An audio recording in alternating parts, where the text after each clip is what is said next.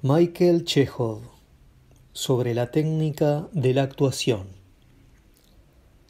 Dinámica interna.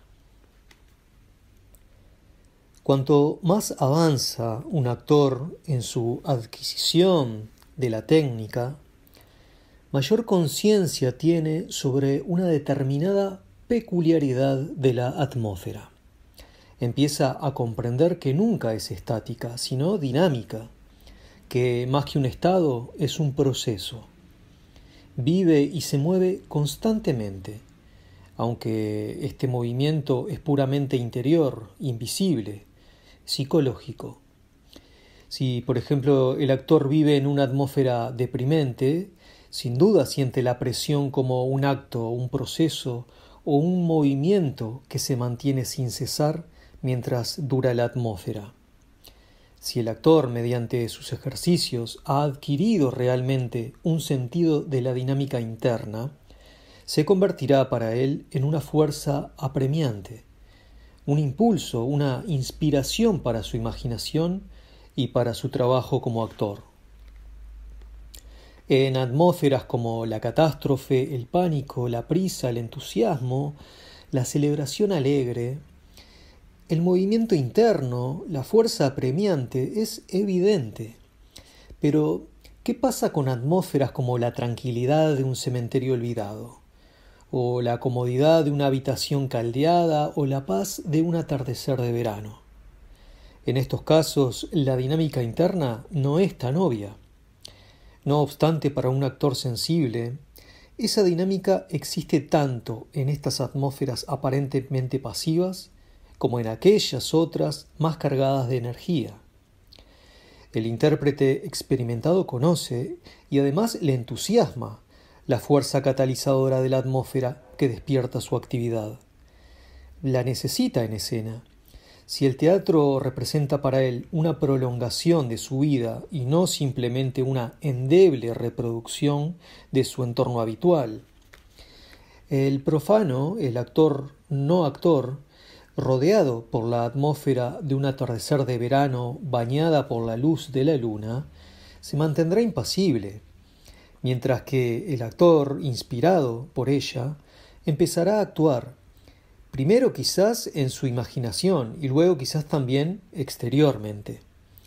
Las imágenes sugeridas de la dinámica interna de la atmósfera lo rodearán.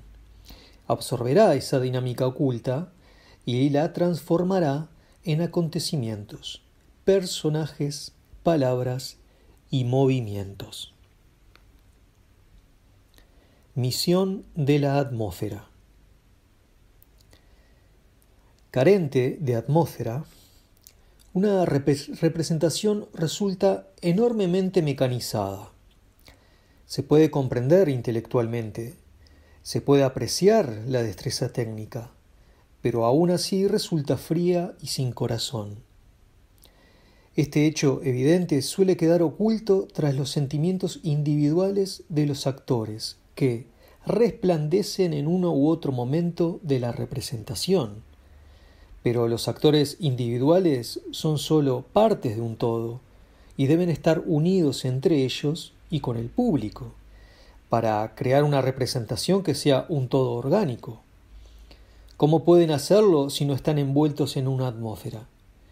El mejor modo de crear un espectáculo caótico es formar un reparto exclusivamente con estrellas y dejarlas exhibir libremente sus brillantes habilidades. Como sabemos, el propio arte vive principalmente en el terreno de los sentimientos. La atmósfera, que también pertenece a ese terreno, es el latido de toda pieza de arte, y es también el elemento vital de toda representación. En una época materialista como la nuestra, las personas sienten vergüenza de sus sentimientos, los reprimen y los esconden. ¿No corren así el peligro de perderlos por completo? La gran misión del actor contemporáneo consiste en salvar la atmósfera objetiva en el teatro, para de este modo rescatar la faceta humana de su profesión. Sentimientos individuales. Consideremos ahora los sentimientos individuales del actor y las formas de representarlos. Es posible que el actor imaginativo vea los sentimientos de sus personajes y las atmósferas de la obra. Esto le permite ser libre respecto a sus respuestas convencionales y personales, de modo que sus sentimientos sean flexibles y lo envuelvan en un mar infinito de sorprendentes y variados matices. Entonces, el actor podrá recibir del exterior los impulsos necesarios para los sentimientos individuales. Pero esto no agota las posibilidades que el actor tiene de suscitar y despertar sus sentimientos individuales, cuyo origen se encuentran en su interior, y es por tanto extremadamente oscuro. Muy a menudo el actor intenta forzar sus sentimientos y darse órdenes a sí mismo para ponerse triste, alegre o feliz, para odiar o para amar. Este forzamiento muy raras veces funciona. En la mayoría de los casos, los sentimientos del actor, el elemento más valioso de su profesión, permanecen dormidos pese a todos sus esfuerzos. Por eso busca refugio tan a menudo en los viejos hábitos teatrales y en los inservibles clichés. Ahora bien, dado que los sentimientos del actor no se pueden imponer a la fuerza, ¿disponemos de otros medios para controlarlos voluntariamente? Desde luego que sí. Acción con cualidades. Intentemos describir una técnica especial para reactivar los sentimientos del actor. El secreto está en despertar los sentimientos sin forzarlos de forma inmediata. Si deseamos levantar y bajar el brazo, podemos hacerlo sin dificultad. También podemos realizar el mismo movimiento, digamos, cautelosamente. Por supuesto, esto nos resultará en absoluto más difícil que el movimiento anterior, pero nuestro movimiento tendrá un cierto matiz psicológico, a saber, la cautela. ¿Qué sucedió? ¿Cómo sucedió? Se agregó a nuestro movimiento, sin que nos diéramos cuenta, como la cualidad de la cautela. Pero ¿qué es esta cualidad desde el punto de vista de la actuación? No es otra cosa que un sentimiento. ¿Lo hemos forzado? No. Se agregó a nuestro movimiento precisamente porque no nos obligamos a sentir cautela. Realizamos nuestro sencillo movimiento, nuestra actividad, cosa que siempre podemos hacer.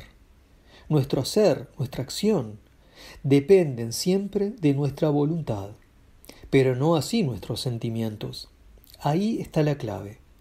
El sentimiento fue llamado, provocado, atraído indirectamente por nuestra actividad, por nuestro hacer, por nuestra acción.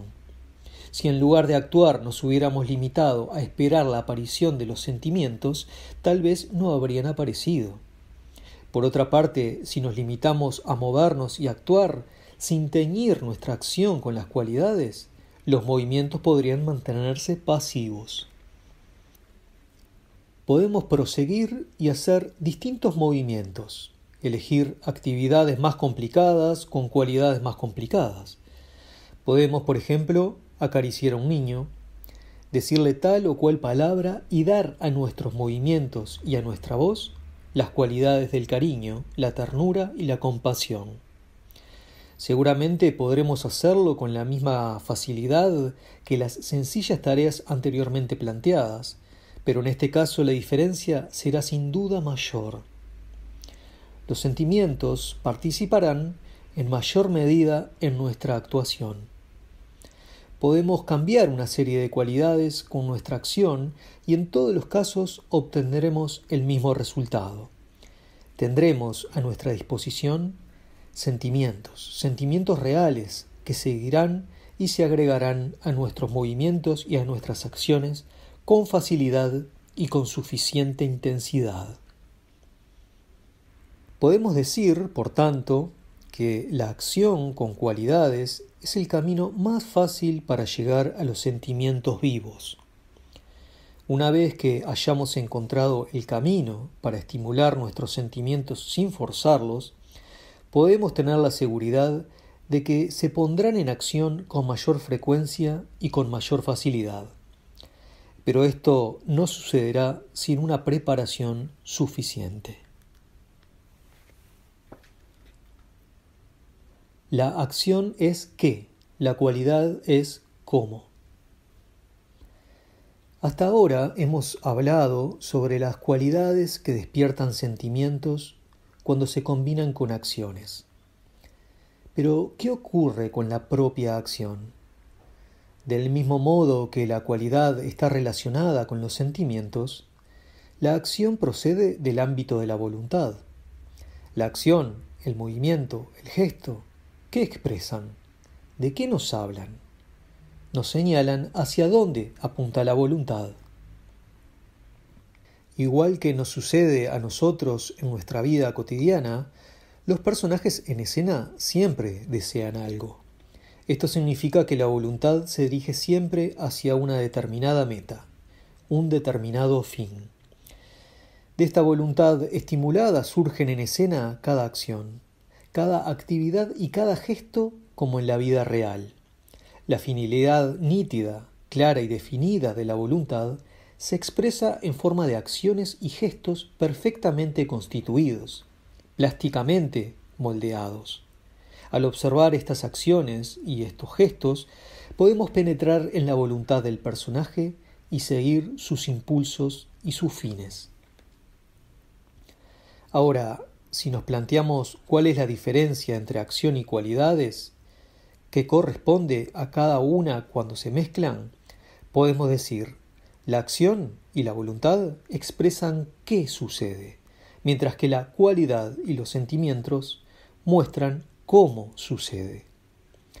Cada gesto, cada acción que realizamos, surge de un determinado impulso de voluntad.